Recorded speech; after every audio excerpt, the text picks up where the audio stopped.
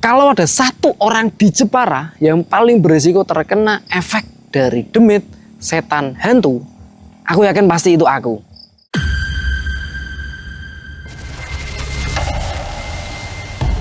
Jepara memiliki banyak cerita mistis yang masih dipercaya masyarakat hingga saat ini. Melalui video edukasi dokumenter ini, Koclok TV mengajak masyarakat melihat fenomena tersebut secara lebih logis dan kritis. Hai semuanya, aku Syarif Hidayatullah, SDS, Sarjana Demit Setan. Aku seorang konten kreator yang bergelut dalam dunia horor dan mistis yang aktif dalam TikTok. Ketika banyak orang yang percaya pada ketakutan yang belum jelas, Koclok TV hadir untuk membuka sudut pandang baru melalui penelusuran, observasi, dan pembuktian secara langsung. Aku punya rasa penasaran yang tinggi dan bukan tipe orang yang gampang percaya. Justru aku penasaran, kenapa suatu hal yang belum jelas bisa langsung dipercaya banyak orang. Dari situ aku mau cari tahu sendiri lewat Koclok TV. Karena menurutku rasa takut manusia itu mudah banget dibentuk ya. Pohon dari jauh bisa dikira orang berdiri. Lampu yang berjejer dari jauh bisa dikira mata.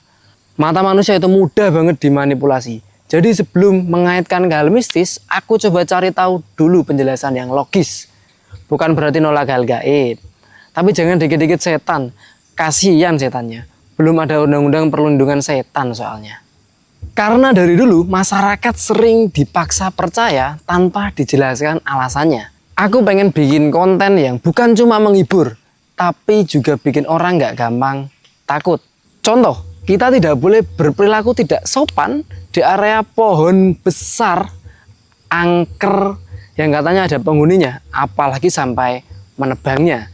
Padahal mungkin pesan utamanya adalah supaya pohon tersebut tetap lestari. Dan untuk sopan santun bukannya dimanapun tempatnya kita harus tetap sopan. Waktu itu aku pernah lihat objek di atas langit. Tingginya mungkin 30 meter dari tanah.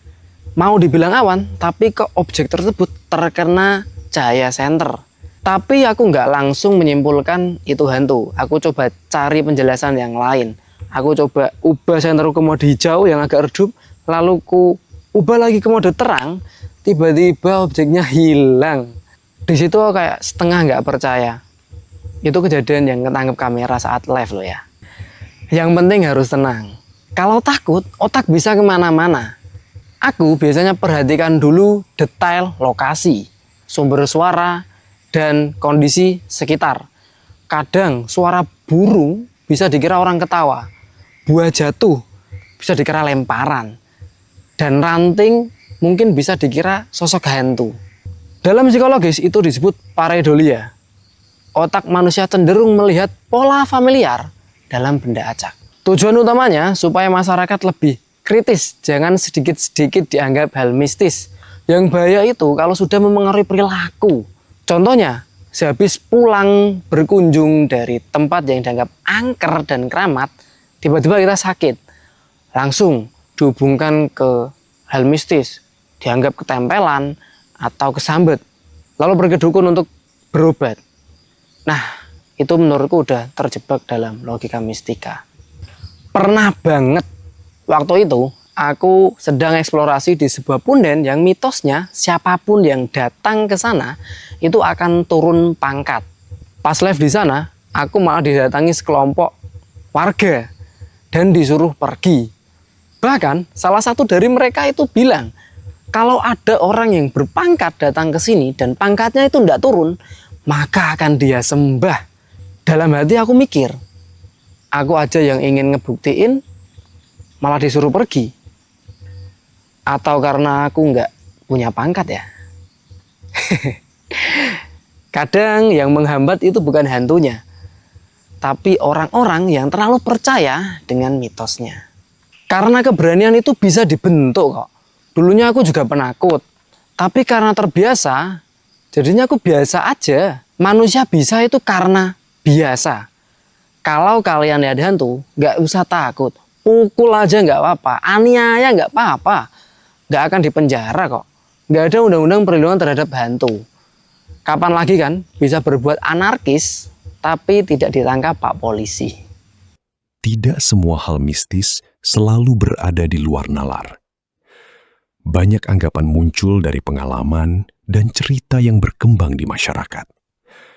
Karena itu, penting untuk melihat suatu peristiwa secara lebih jernih dan tidak mudah percaya hanya berdasarkan persepsi. Assalamualaikum warahmatullahi wabarakatuh. Saya Bang Don atau lebih dikenal dengan nama Barodon.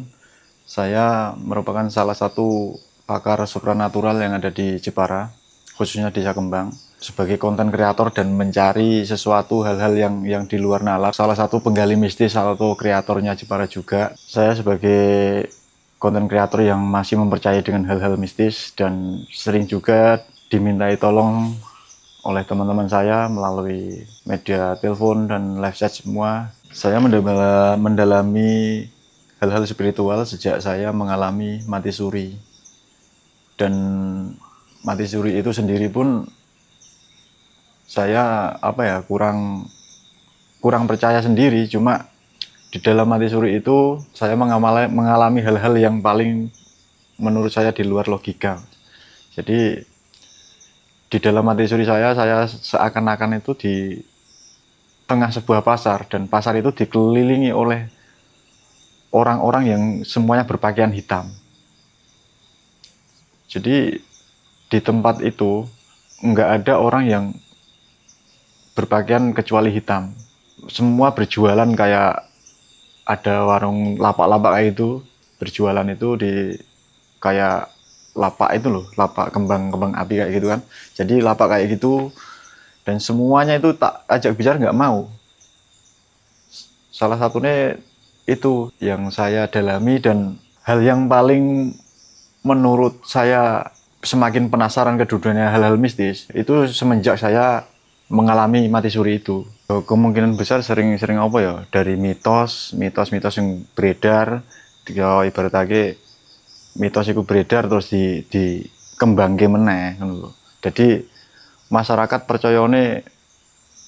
percaya itu kemungkinan besar pernah mengalami dan pernah mengalami hal-hal goib, pernah melihat atau ibaratnya mengalami suatu kejadian yang menimpa mereka dan berhubungan dengan hal goib. Balung kuning, karena gini, untuk indra keenam semua orang pasti ada, tergantung dekne iso ngasah apa ora. Jadi suatu saat indra keenam itu kemungkinan pasti akan muncul, tergantung dia bisa mengasah atau ada momen tertentu kanggo buka indra keenamnya itu. Jadi balung kuning kemungkinan nggak ada lah kayak gitu. Menurutku tempat yang koyo ngono dianggap sakral, koyo ngono dianggap angker, yo kemungkinan emang ono, cuma harus dipadokke, disamakke karo logikane wong saiki lah. Dek ora dipadokke koyo gitu, ahli spiritual atau apapun itu pasti dianggap halu karena tidak dipadokke karo logika kayak gitu. Kisah narasumber kedua menunjukkan bahwa kepercayaan terhadap hal mistis masih berkembang di tengah masyarakat hingga saat ini. Cerita-cerita tersebut terus diwariskan dari generasi ke generasi. Namun, masyarakat tetap perlu berpikir kritis dan melihat setiap peristiwa secara lebih rasional. Untuk masyarakat Jepara sendiri lebih mempercayai dari perkataan orang ke orang, mitos berujung ke orang itu mesti mulut ke mulut kayak gitu. Dari pengalaman saya mati suri, ya, di situ saya yakin dan sangat 100% percaya kalau ini berujung ke agama Islam ya. Pas waktu aku mati suri, di situ nyawaku balik reng rogo, ya kan. Balik reng rogo iku mau, ndon kono aku diwacake Yasin, diwacake ayat-ayat suci Al-Qur'an kayak gitu. Itu nek bagine wong mati, iku enak banget. Dan satu hal lagi yang mungkin orang Islam, tentu yang pasti orang Islam mesti bakal percaya, dek wong mati iku diwacake ayat suci Al-Qur'an paling pol merdu. Dan itu kemungkinan besar semua umat, wong lah, semua orang pasti percaya karena apa? Tek wong mati kuwi kan didumuk wong, ora entuk kan. Kecuali cara apa nih jenenge iji keturunane kan koyo gitu lek cara wong Jawa kan. Lah iku panase ora angger-angger Mas, kena angin ini panas. Makanya apa? Wong mati kuwi mending langsung dikubur daripada kesuwen nduk alam kene. Logikanya koyo ngono. Karena apa mengalami koyo gitu itu panasnya minta ampun. Dan pokoknya satu hal itu tidak ada yang lebih indah dari nyanyian apapun, musik apapun kecuali lantunan ayat suci Al-Qur'an. Karena justru ibaratnya gini, dengan kita ke tempat-tempat sakral meminta nomor itu bagi orang yang frustasi dengan kehidupan sehari-hari, frustasi untuk ibaratnya aku berkokuden kene awakku kepenak berkokuden kene iso tungene berarti kan enggak dulang cara pemikirannya dhewe, logikanya awake dhewe. Wah aku berkokuden akhirnya semangat. Jadi wong sing percaya hal-hal kayak gitu aslinya enggak logis dan enggak masuk akal. Dan pokoknya satu-satunya cara itu yes ikhtiar nang awake dhewe tapi melalui agamane awake dhewe, keyakinane awake dhewe, keimanane awake dhewe. Untuk hal-hal yang koyo ngono sekali lagi ora logis blas. Tek dukun, bedanya gini Mas. Dukun itu ada yang dukun bener-bener dukun. Enggak yo idene dipadukan karo adat dan agama. Mesti iku dipadukan karo adat dan agama. Iku bener-bener dukun. Kalau dukun sing saiki kan modelnya ngene Mas. Dukun iku dhewekne masih menganggap siji Mas. Duit karo ikhlas bantu wong. Antaranya duit itu enggak menutup kemungkinan gini. Dukun mencari uang itu beda karo dukun emang bener-bener emang nulung, emang ikhlas nulung. Ada kesamaan dan mayoritas itu dukun hal-hal mistis dengan adat itu hampir dipadukan, dipadake, disamake. Jadi dukun iki mengambil hal-hal dari adat atau istilahnya istiadat lah itu dipadukan. Jadi dhewekne jibuke emang kok adat iki mau, adate wong Jawa iki kaya ngopo, jadi dipadukan. Beda karo intirane dukun ibaratnya ono bahasa dukun cabul kayak gitu kan. Dukun mencari keuntungan. Beda karo dukun yang dipadukan dengan adat. Jadi wong lek nulung, lek emang kok adat iku jek nganggo adab. Tapi lek emang dukun mencari keuntungan ya bisa dibilang dukun cabul kayak gitu. Itu wes intine mencari keuntungan tok intine. Orang yang masih mempercayai soal mistis dan mencari nomor togel kayak gitu bagiku percuma karena menurut pengalaman saya dukun manapun tidak akan pernah bisa nembuskan nomor itu 4 angka full. Karena apa Mas? Taruhannya nyawa. Jadi pasti akan hilang angka 1. Satu angka ini hilang. Meskipun itu 4 angka, tapi satu angka ini tetap nggak bakal tembus kayak gitu. Karena emang aturannya kayak gitu.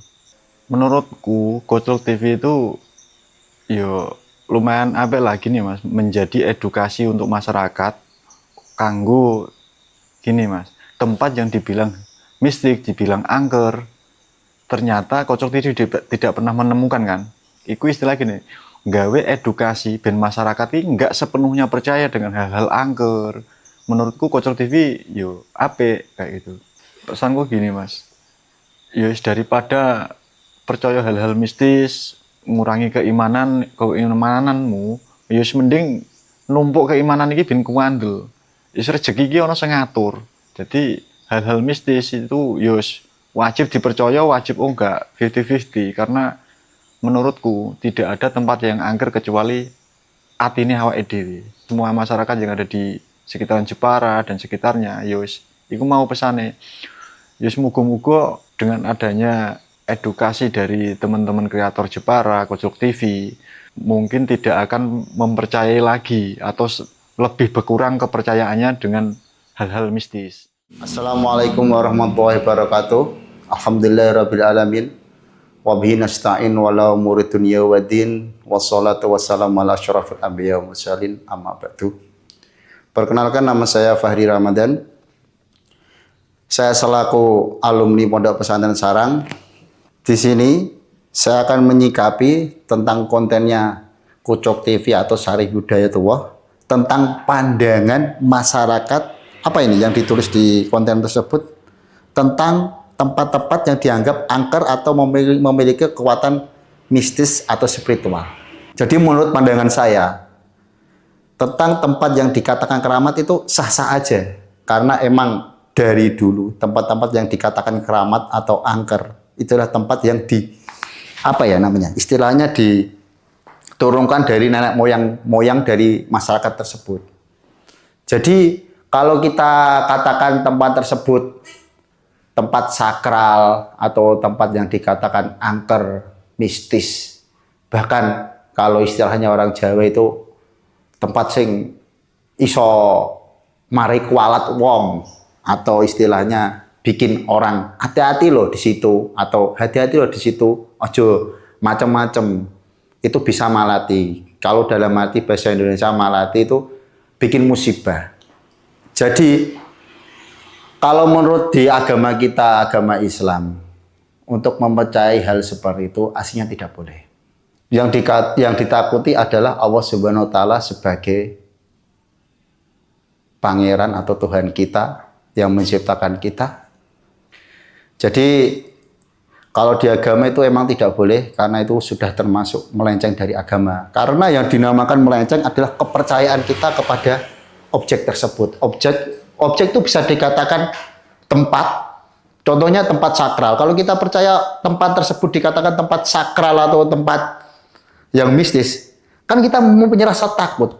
Sedangkan kita sebagai manusia takutnya hanya kepada Allah Subhanahu wa Ta'ala, bukan kepada tempat tersebut.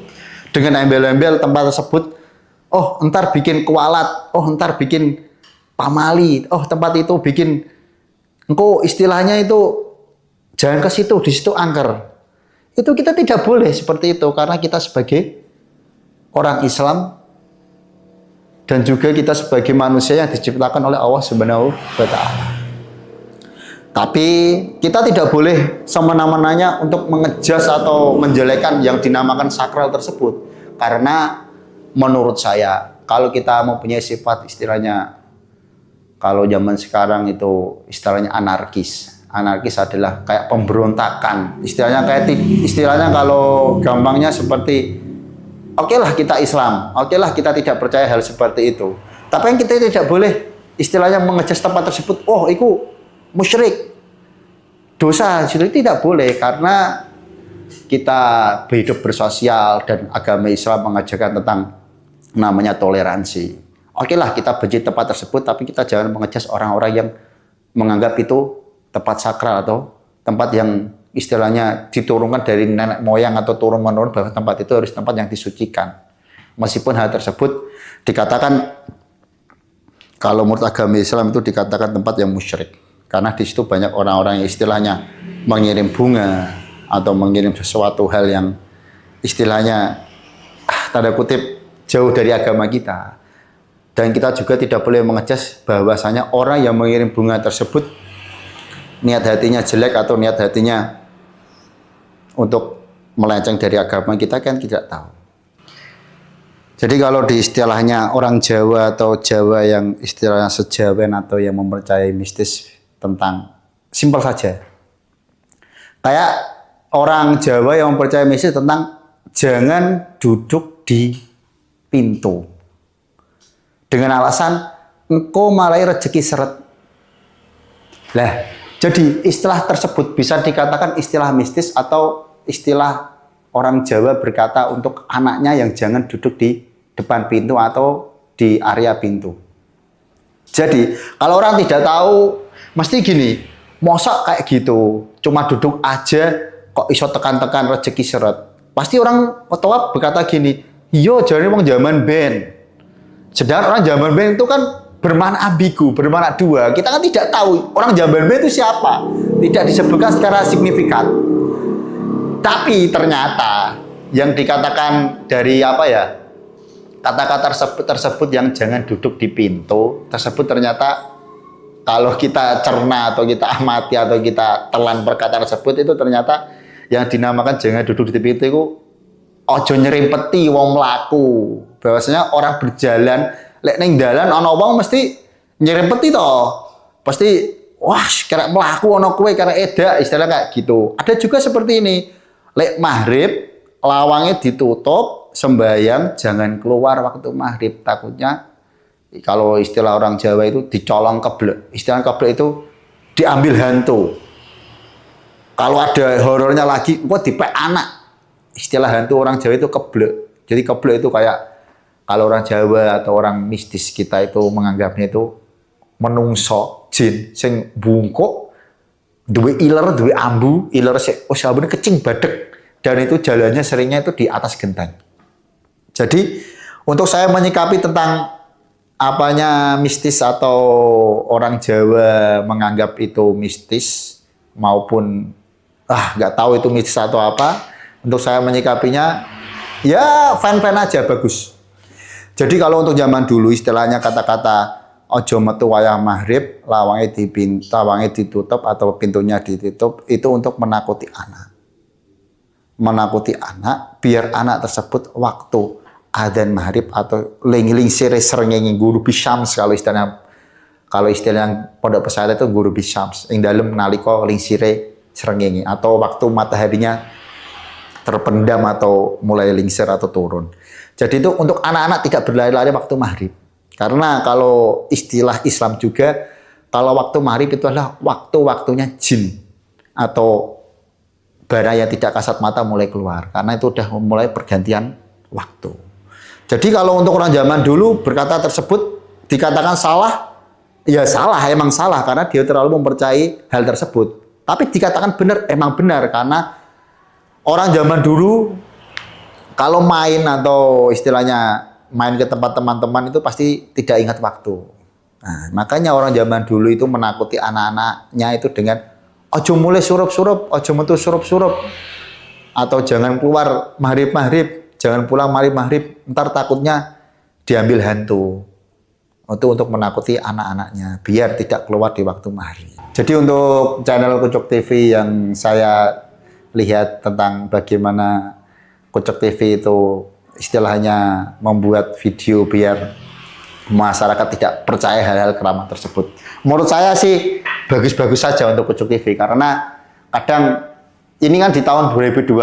Jadi banyak orang yang mempercayai tentang hal mistis, apalagi istilahnya kalau zaman sekarang itu santet. Menurut saya, ya santet itu emang ada. Nabi Muhammad pun pernah disantet zaman dulu. Tapi kan bagaimana kita menyikapi santet? Karena kalau di agama Islam itu, kalau kita percaya sesuatu hal yang mistis, atau kita percaya sesuatu hal, istilahnya sesok lo, atau besok pagi, atau besok lusa lo, aku bakalnya jatuh. Kalau kita mempercayai hal atau perkataan tersebut, ya kita bakal jatuh. Karena di agama Islam mengajarkan bagaimana kita percaya kepada Tuhan. Kalau zaman sekarang istilahnya itu bersusah-susah dahulu, bersenang-senang kemudian. Ya kita harus mempercayai seperti itu. Meskipun susahnya terus, tapi kan siapa tahu senangnya di akhirat nanti. Jadi untuk Kucuk TV yang saya pernah lihat itu, dia bagus saja. Itu dia mengedukasi untuk masyarakat bahwasanya tidak harus takut di tempat-tempat yang dikatakan keramat. Dan tidak boleh juga kita menganggap hal keramat. Istilahnya kalau orang Islam itu ya nggak apa-apa, kamu nggak takut di tempat keramat atau wes biasa saja di tempat keramat atau hal mistis. Tapi jangan pernah kita berbuat yang di luar akal manusia. Contohnya, oke lah kita tidak takut di tempat tersebut, tapi yo ojo pecingisan atau pecingisan itu istilahnya ngawur di tempat tersebut. Contohnya ada kalau di daerah saya itu ada namanya punden. Punden itu tempat makomnya sepuh atau yang dikeramatkan di desa saya. Ya menurut saya orang di sana mau ke sana ya fan-fan aja selagi tidak, contohnya tidak berbuat hal yang senonoh, tidak istilah kalau ngomong Jawa itu ora drenges. Menurut saya bagus itu. Emang kalau di tempat kayak gitu ojo drenges. Masanya kalau yang dinamakan di tempat kuburan atau makam itu itu mengajarkan kita bahwa kita harus mengingat mati, bahwa sesungguhnya orang akan mati. Kullu nafsin dha'iqatul maut. Untuk masyarakat, pesan-pesan saya tentang fenomena yang zaman sekarang terjadi, mungkin di 2026 ini masih ada fenomena-fenomena yang dikaitkan dengan mistis. Contohnya yang lagi viral di Sulawesi Selatan yang katanya itu pagi itu sehat-sehat aja, tahu-tahu sore sudah meninggal, katanya disantet perutnya ada apa namanya istilahnya, ada pakunya. Bahkan di netizen di sosial media mengatakan perutnya diisi TNI Sakombi. Itu istilah apa itu TNI Sakombi? Menurut saya itu ya emang santet itu ada. Tapi bagaimana kita menyikapi di dunia ini tentang dunia santet atau dunia mistis sebagai umat Islam yang percaya pada Allah Subhanahu wa taala. Kita boleh percaya, tapi kita tidak boleh mempercayai hal tersebut. Dikarenakan setan tidak akan melukai kita, hal gaib tidak akan melukai kita kalau kita melakukan kebaikan-kebaikan dan melakukan ibadah yang taat. Jadi seandainya ada sesuatu yang tidak masuk di logika kita, mungkin di situ ada pertanyaan buat kita, apakah kita beribadah dengan baik atau melakukan hal yang baik. Sesungguhnya manusia di dunia ini pasti ada baik dan jeleknya, balas dan dendamnya. Jadi mungkin untuk saat ini kita tidak merasakan sesuatu yang kita lakukan terdampak bagi kita tidak tahu nanti kita akan mendapatkan balasan untuk kita. Jadi buat teman-teman, beribadahlah yang taat, berbuatlah yang baik, dan jangan pernah menyikapi semua di dunia ini atau hal-hal yang menurut kita itu tidak masuk logika itu dikatakan mistis, karena di dunia ini penuh lika-liku dan penuh, kalau istilah zaman sekarang itu apa ya, kalau Gen Z itu out of the box, kejutan, ujuk-ujuk melaku atau jalan-jalan ke Sandung dilibatkan dengan iki dino sasi suro tanggal 1, hati-hati lek melaku, hati-hati kalau jalan, takutnya ntar jatuh, mbah ketabrak, mbah apa atau ke lain-lain. Ya oke lah kita mempercayai hal tersebut, tapi ya jangan kamu percaya sepenuhnya tentang kata-kata mistis satu suro itu hantu pada datang. Padahal kalau di agama Islam satu suro itu ada perayaan tahun baru bagi umat Islam sedunia. Jadi kalau kata masyayikh atau kiai-kiai yang sudah sepuh-sepuh itu tanggal 1 Syuro, kalau bisa itu kita hidupkan malam tersebut dengan beribadah dan bersolawat. Karena yang namanya tahun baru Islam adalah tahun kebahagiaan kita sebagai umat Islam sedunia. Untuk warga-warga, ingat pesan saya, jangan boleh percaya mistis, tapi jangan terlalu dipercayakan. Karena kalau di agama Islam kita, kalau kita percaya dengan hal itu secara sungguh-sungguh, itu akan menjadi kenyataan. Karena sumber semuanya atau sumber sesuatu yang terjadi dari mindset kita atau dari pikiran kita. Jadi saya Fahir Ramadan mengucapkan terima kasih. Assalamualaikum warahmatullahi wabarakatuh. Pandangan narasumber ketiga menunjukkan bahwa tidak semua hal mistis harus dimaknai secara berlebihan. Di balik fenomena tersebut, terdapat nilai moral dan keagamaan yang dapat dipahami. Karena itu, logika dan keyakinan perlu berjalan seimbang dalam melihat setiap peristiwa. Pesan aku, kalau ada satu orang di Jepara yang paling berisiko terkena efek dari demit, setan, hantu, aku yakin pasti itu aku. Karena hampir tiap malam aku mencari, mengundang, bahkan menantang mereka semua. Bukan berarti aku nggak percaya hal gaib. Aku sangat percaya karena di Al-Quran pun dijelaskan demikian. Yang aku nggak percaya adalah karena perbedaan dimensi antara kita dan mereka nggak akan wujud secara utuh dalam dunia kita. Kalaupun kalian melihat mereka, mungkin itu mata kalian dimanipulasi oleh otak kalian sendiri yang kebanyakan nonton film horor dan cerita turun-temurun dari masyarakat. Pada akhirnya, melalui Koclok TV, diharapkan masyarakat Jepara dapat lebih terbuka dalam menelaah berbagai fenomena mistis yang berkembang di sekitar mereka. Bukan untuk menolak budaya ataupun tradisi, melainkan untuk memahami setiap hal secara lebih logis, bijak, dan bertanggung jawab.